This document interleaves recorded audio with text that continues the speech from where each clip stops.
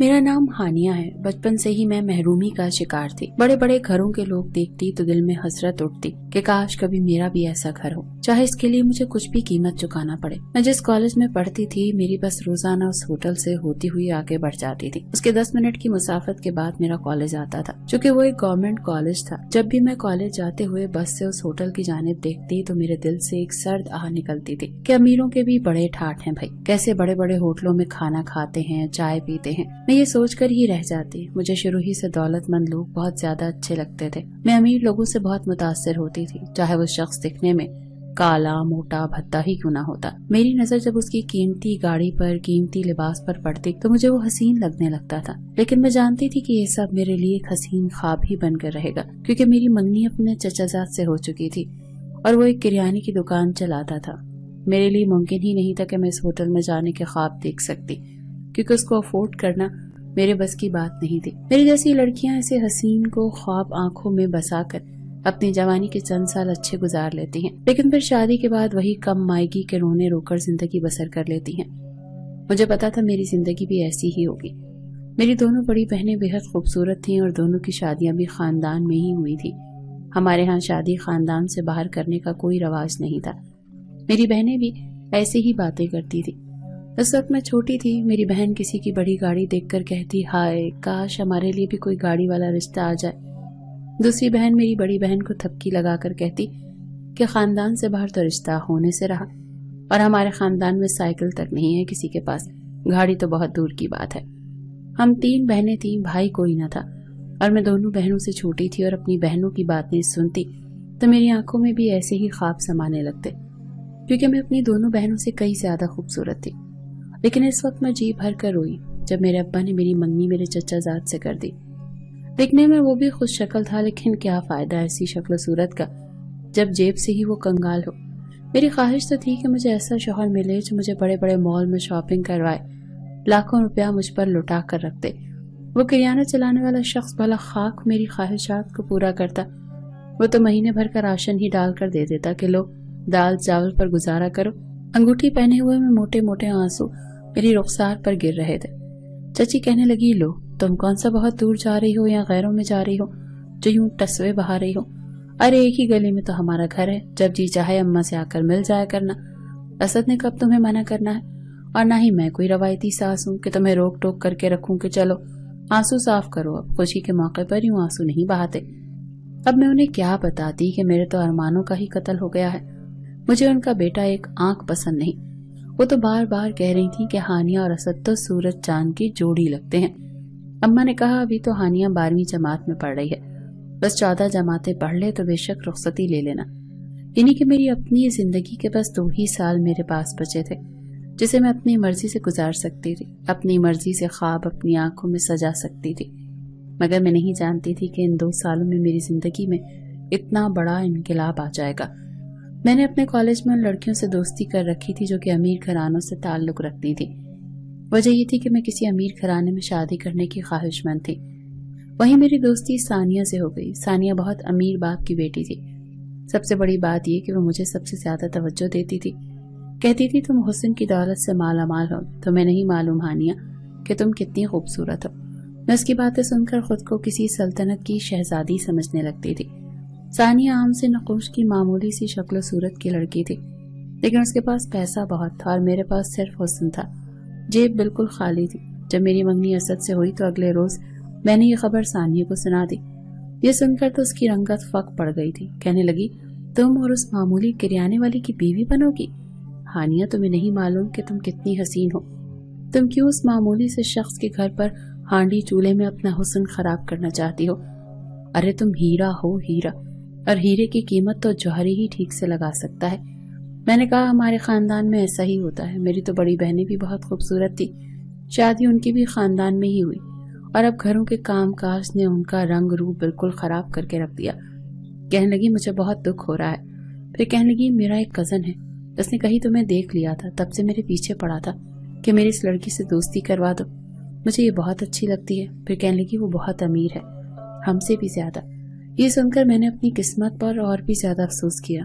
میں نے کہا پہلے تم نے کیوں نہیں بتایا؟ وہ کہنے لگی مجھے لگا شاید تم ان چیزوں کو پسند نہیں کرتی۔ مجھے لگا تم لڑکوں سے دوستی کو برا سمجھتی ہو۔ میں نے کہا ایسی بھی کوئی بات نہیں ہے، لیکن بہرحال اب کیا فائدہ۔ کہنے لگی چلو کوئی بات نہیں، شادی تو 2 سال بعد ہونی ہے، دوستی کر لینے میں کیا حرج ہے۔ اور تمہیں پتا ہے جس لڑکی سے وہ دوستی کرتا ہے نا، اسے تو سونے میں تول کر رکھ دیتا ہے۔ یہ سن کر تو میری آنکھیں پھیلی تھی۔ میں نے کہا کیا مطلب؟ کہنے لگی لاکھوں کی شاپنگ کروا دیتا ہے۔ انہیں یہ سن کر تو میرا دل ماتم کرنے لگا تھا۔ میری قسمت کیوں اسد کے ساتھ جا کر پھوٹی تھی۔ میں نے کہا ایسا کرو تم اپنے کزن سے میری ملاقات کروا دو، لیکن اسے یہ مت کہنا کہ میں نے تم سے یہ بات کہی ہے۔ میں چاہتی تھی میرا بھرم بھی رہ جائے اور میری اس طریقے سے دوستی بھی ہو جائے، تاکہ میں ان 2 سالوں میں اپنی زندگی کی خواہشات تو پوری کر سکوں۔ میرے دل میں کل کو یہ حسرت تو نہیں رہے گی کہ میں نے کبھی اچھی گاڑی میں بیٹھ کر نہیں دیکھا یا کبھی مہنگی چیزیں نہیں خریدی۔ یہ سننا تھا کہ میری دوست تو خوش ہو گئی۔ اگلے ہی روز ایک کالے رنگ کی کرولا میرے کالج کے باہر کھڑی تھی، اور اس میں ایک نوجوان تھا جس کی شکل و صورت کا معمولی تھا، لیکن اس کا پہننا اوڑھنا شاہی تھا، اور میں اس کے کپڑے دیکھ کر ہی تو امپریس ہوئی تھی۔ اس کی گاڑی دیکھ کر میں آنکھیں جھپکنا بھول گئی تھی۔ اس نوجوان کو 3 پیس سوٹ میں دیکھ کر مجھے لگا میرے خوابوں کا شہزادہ میرے سامنے ہو۔ ثانیہ کہنے لگی جاؤ، میں اسے سب بتا چکی ہوں، وہ تم سے دوستی کرنا چاہتا ہے۔ میں نے کہا اگر میں دیر سے گھر پہنچی تو میرے گھر والے تو مجھے چھوڑیں گے نہیں۔ پھر مجھے اس لڑکی کے ساتھ اکیلے بیٹھ کر کہیں جانے میں ہچکچاہٹ سی محسوس ہو رہی تھی۔ ثانیہ کہنے لگی کوئی بات نہیں، کہہ دینا بس لیٹ آئی تھی، ٹریفک جام تھا، آدھے گھنٹے کی تو بات ہے۔ اور جانتی ہو آج تمہیں وہ کہاں لے کر جانے والا ہے؟ 5 اسٹار ہوٹل میں لے کر جائے گا، تمہیں اعلیٰ ترین کھانا بھی کھلائے گا۔ یہ سن کر تو مجھے نہ اپنے گھر کی کوئی پرواہ رہی نہ اپنی عزت کی۔ میں فوراً سے تیز قدم بڑھاتی ہوئی اس نوجوان کی گاڑی کے پاس چلی گئی۔ مجھے دیکھ کر وہ مسکرایا، اس نے فرنٹ سیٹ کا ڈور کھول دیا۔ میں جھجکتے ہوئے اس کے ساتھ بیٹھ گئی۔ راستہ بہت چھوٹا سا تھا، صرف 5-10 منٹ کی مسافت تھی۔ اس میں اس لڑکے نے مجھ سے میرا نام اور حال چال ہی پوچھا تھا، اور یہ کہا تھا کہ میں اسے بہت پسند ہوں۔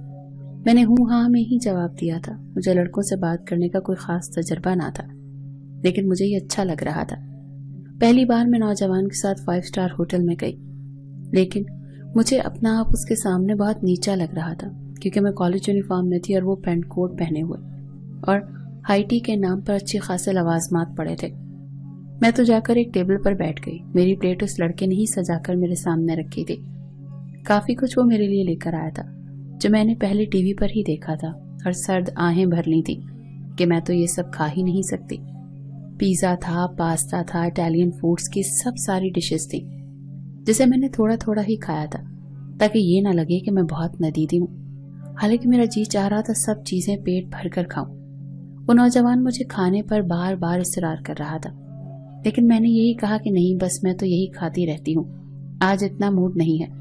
لیکن مجھے اس وقت حیرت ہوئی جب ویٹر نے آ کر بل مانگا اور اس لڑکے نے اپنے بٹوے سے 10,000 نکال کر دیے۔ مجھے ایسا لگا جیسے میں نے ان کے پیسوں کے ساتھ زیادتی کر دی ہو۔ مجھے تو ڈٹ کر کھانا چاہیے تھا تاکہ 10,000 پورے تو ہوتے۔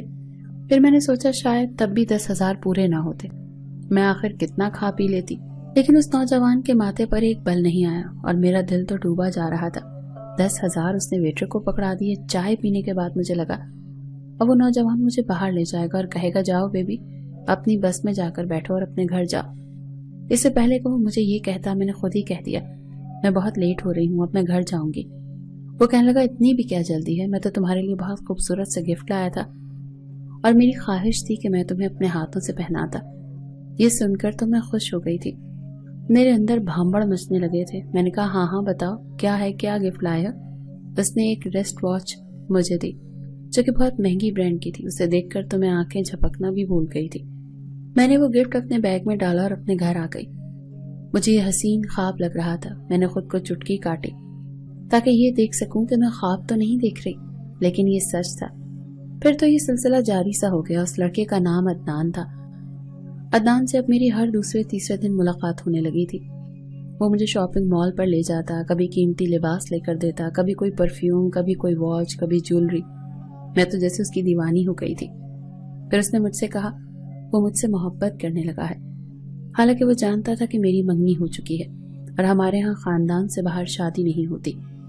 یہ سن کر میں پریشان سی ہونے لگی۔ میں نے کہا محبت تو میں بھی تم سے بات کرتی ہوں، لیکن میں اپنے ابا کے سامنے یہ نہیں کہہ سکتی۔ وہ کہنے لگا تم کیسے کسی اور لڑکے سے شادی کر سکتی ہو؟ جب تم مجھ سے محبت کرتی ہو وہ تمہیں کیا دے سکتا ہے؟ تم اتنی حسین ہو، اتنی خوبصورت ہو، تمہیں اندازہ بھی نہیں ہے، اور وہ ایک کریانے والا، تمہاری زندگی برباد ہو جائے گی ہانیہ۔ کچھ سوچو، میں تو تمہیں زمین سے آسمان پر لے جانے کے خواب دیکھ رہا ہوں، اور ایک تم ہو کہ اپنے ماں باپ کے گھر کے بارے میں سوچ رہی ہو۔ ارے انہیں تم سے محبت ہوتی تو تمہارے اچھے مستقبل کا سوچتے، تمہیں کسی 3rd کلاس کریانے والے سے منگنی نہ کرنے دیتے۔ عدنان کی باتوں نے میری سوچ کو نیا رخ دیا تھا۔ میں نے کہا تم ٹھیک کہہ رہے ہو، لیکن میں کیا کر سکتی ہوں؟ رشتہ بھی لے کر آؤ گے تو میرے ماں باپ انکار کر دیں گے۔ وہ کہنے لگا ایسا کرتے ہیں بھاگ کر شادی کر لیتے ہیں، ویسے بھی تم جانتی ہو میرے پاس کتنی دولت ہے، میں تمہیں رانی بنا کر رکھوں گا۔ کہنے لگا جب نکاح کے بعد تمہارے ماں باپ تمہیں عیش کرتا دیکھیں گے تو خود ہی تمہیں قبول کر لیں گے۔ مجھے عدنان کی بات بالکل ٹھیک لگ رہی تھی، اسی لیے میں نے اگلے ہی روز عدنان سے نکاح کر لیا اور وہ مجھے 5 اسٹار ہوٹل کے کمرے میں لے آیا۔ مجھے کمرے میں بٹھا کر کمرے سے باہر جا چکا تھا۔ میں اس وقت دلہن کا روسی لباس پہنے بے حد حسین لگ رہی تھی، لیکن مجھے وہاں بیٹھے بیٹھے 1 گھنٹہ گزر گیا۔ عدنان واپس نہیں آیا۔ پھر کمرے کا دروازہ کھلا اور جو نوجوان اندر داخل ہوا اسے دیکھ کر تو میرے ہوش ہی اڑ گئے، کیونکہ وہ عدنان نہیں کوئی اور تھا، عدنان کا دوست جو کہ ہمارے نکاح کا گواہ بنا تھا۔ اس وقت تو یہاں پر کیا کر رہا تھا؟ میں نے کہا آپ یہاں کیوں آئے ہیں؟ عدنان کہاں ہے؟ کہنے لگا ابھی میری باری ہے۔ میں نہیں جانتی تھی کہ میرے ساتھ اتنا بڑا دھوکہ بھی ہو سکتا ہے۔ اس عدنان نامی شخص نے مجھے کسی کو منہ دکھانے کے قابل نہیں چھوڑا تھا۔ اس کا ایک گروہ تھا جس میں ثانیہ بھی کام کرتی تھی۔ وہ کالج میں معصوم بھولی بھالی لڑکیوں کو پیسے کا جھانسا دیتی تھی اور اس عدنان نامی شخص کو اپنا کزن اور کبھی بھائی کہہ کر دوستی کرواتی تھی۔ شروع میں وہ انہیں مہنگے مہنگے گفٹ دیتے تھے، اس کے بعد شادی کا جھوٹا خواب دکھا کر ان سے بدکاری کرواتے تھے۔ میں پھوٹ پھوٹ کر رو رہی تھی۔ مجھے اپنی غلطی کا احساس بڑی شدت سے ہو رہا تھا۔ میں نے اپنے ماں باپ کی بات کیوں نہیں مانی؟ ماں باپ اپنی اولاد کے لیے جو بھی فیصلہ کرتے ہیں ٹھیک ہی کرتے ہیں۔ میرا کزن اسد بے شک ایک کریانے والا تھا، لیکن مجھے عزت کی زندگی دینا چاہتا تھا، لیکن میں نے اپنے آپ کو ذلت کے اندھیروں میں لا کر پھینکا تھا، صرف اپنی چند خواہشات کو پورا کرنے کے لیے۔ میں نے اپنی زندگی ایک ایسی جہنم میں ڈال دی تھی جس سے باہر جانے کا کوئی بھی راستہ نہیں تھا۔ آج میرے پاس اچھے لباس تھے، برانڈڈ پرس، جوتے، قیمتی جولری تھی، لیکن میرے پاس عزت نہیں تھی۔ مجھے کوئی بھی شخص عزت کی نظر سے نہیں دیکھتا تھا۔ میں بڑی بڑی گاڑیوں میں آتی جاتی تھی، لیکن گناہ کی زندگی میرے دن اور رات گزرتے تھے۔ جب میری آنکھوں کے سامنے کوئی متوسط گھرانے کی عورت اپنے شوہر کے ساتھ بائک پر بیٹھی اپنے بچوں کو گود میں لیے گزر رہی ہوتی تو میں اسے حسرت بھری نظروں سے دیکھتی تھی اور سوچتی تھی کہ میری زندگی بھی ایسی ہی عزت دار ہو سکتی تھی اگر میں دولت کی جھوٹی چمک نہ دیکھتی۔ تو یہ 5 اسٹار ہوٹل جو کبھی میرا خواب ہوتا تھا آج مجھے جہنم لگ رہا تھا، جہاں میں کئی راتیں غیر مردوں کے نام کر چکی تھی۔ یہ عالی شان کمرے میرے لیے جہنم سے کم نہ تھے۔ میں روتی تھی، گڑ گڑاتی تھی، لیکن میرے لیے واپسی کا کوئی راستہ نہیں تھا۔ آئے روز بڑی بڑی ڈیفنس کی کوٹھیوں میں مجھے بلایا جاتا تھا۔ مجھے خاص تربیت دی گئی تھی کہ کیسے اپنے آنے والے کسٹمر کو ہر طرح سے راضی کرنا ہے۔ پیسے سے انسان سب کچھ خرید سکتا ہے، اور یہ پیسے والے لوگ بہت اچھی طرح جانتے تھے۔ اپنا آپ مار کر وہ سب کرنا پڑتا تھا جو میرا کلائنٹ کہتا تھا۔ عزت نفس مجروح ہو چکی تھی، مگر ضمیر ابھی زندہ تھا۔ میں ہر روز نماز پڑھتی اور دعا کرتی کہ کسی طرح ان لوگوں کے چنگل سے نکل جاؤں، لیکن یہ اتنا آسان نہیں تھا۔ ان لوگوں کے ہاتھ بہت لمبے تھے۔ میرے لیے صرف ایک راستہ تھا، ان لوگوں سے بچنے کا، میں کسی طرح اس ملک سے فرار ہو جاؤں۔ آخر ایک دن میری دعا قبول ہو گئی۔ ایک روز مجھے ایک ایسے شخص کی کوٹھی پر بھیجا گیا جو نیا نیا دبئی سے آیا تھا، لگ بھگ 50 سال کا ہوگا۔ قسمت مہربان ہوئی تو ایسی ہوئی کہ کبھی سوچا نہ تھا۔ وہ شخص دیکھتے ہی مجھ پر فدا ہو گیا۔ اس نے مجھے ہاتھ تک نہ لگایا اور بولا، میرے ساتھ دبئی چلو گی؟ میں نے کہا، میں جن لوگوں کے چنگل میں پھنس چکی ہوں، ادھر سے نکلنا اتنا آسان نہیں۔ وہ بولا، تم صرف ہاں کہہ دو، باقی مجھ پر چھوڑ دو۔ 2 ہفتے وہ شخص روز مجھے اپنے گھر بلاتا رہا۔ اس دوران میرا دبئی کا ویزا بھی آ گیا۔ مجھے اس چنگل سے چھڑانے کے لیے اس نے 4 کروڑ دیے اور ہمیشہ کے لیے مجھے اپنے ساتھ دبئی لے گیا۔ آج زندگی سے بہت حد تک مطمئن ہوں، کیونکہ یہاں پر مجھے ہر رات نئے نئے لوگوں کے ساتھ کھلونا نہیں بننا پڑتا، بس صرف اس ایک شخص کو راضی کرنا پڑتا تھا جو مجھے یہاں لے کر آیا تھا۔ 5 سال بعد اس شخص نے مجھے الگ مکان لے کر دیا اور بولا، چاہو تو میری فرم میں نوکری کر سکتی ہو۔ میں نے خوشی سے قبول کر لیا، کیونکہ اب میں آزاد تھی اور ایک نئی زندگی کی شروعات کر چکی تھی۔